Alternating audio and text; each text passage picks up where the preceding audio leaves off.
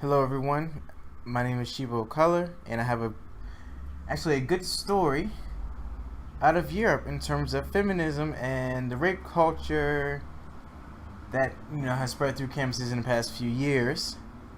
The story is students walk out of patronizing sexual consent class. The union, the women's officer at the University of York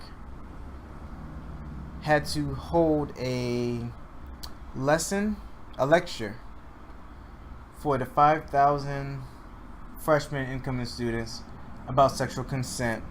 It was gender neutral and it was more of those like feel good classes because they said they wanted it to protect students' well being physically and mentally.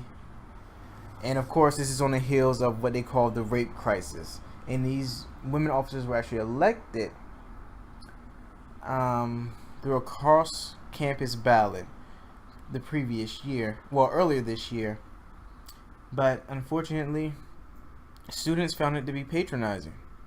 And about 1,500 of the students left.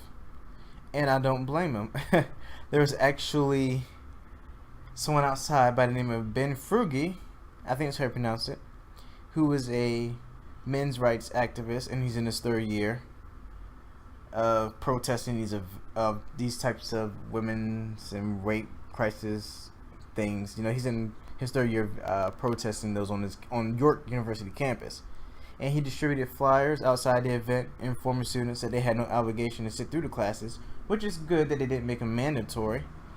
And he encouraged them to take a stand, and thankfully, about 1,500 took a stand against it.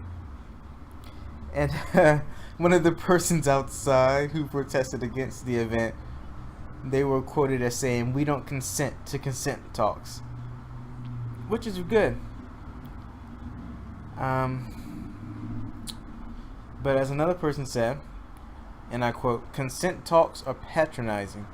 If students really need lessons in how to say yes or no, then they should not be at university." Which is true, because university, to get there, you need some kind of logic skills. You need to be above average in terms of knowledge. But it hasn't stopped any other people who want to do those kind of things. But that makes sense to me. It's just silly, just silly. He also said, "Consent talks propagate the backward message that all women are potential victims and all men potential rapists." And it's true, and that is how they see it.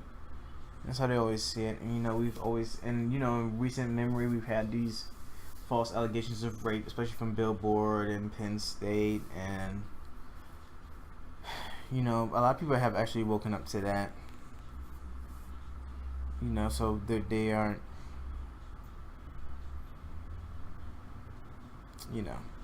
there's no credibility to a lot of these stories, so people just don't usually believe them.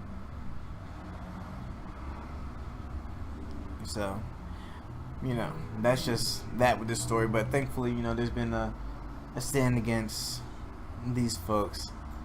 But of course, staff, students, and alumni who have graduated from here don't like the fact that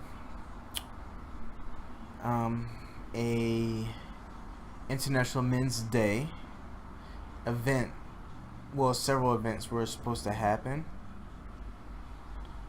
and actually in what's the word for it? In reaction to a student who had killed himself.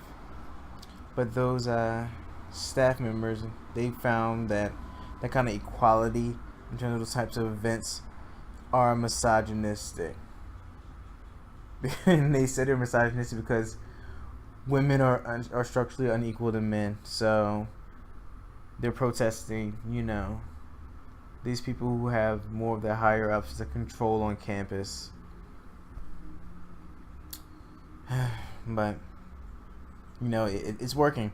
There's finally some resistance in mass somewhere, and it'll continue. There'll be probably more stories. like University of Chicago. So hopefully, it keeps moving and the ball keeps rolling on this.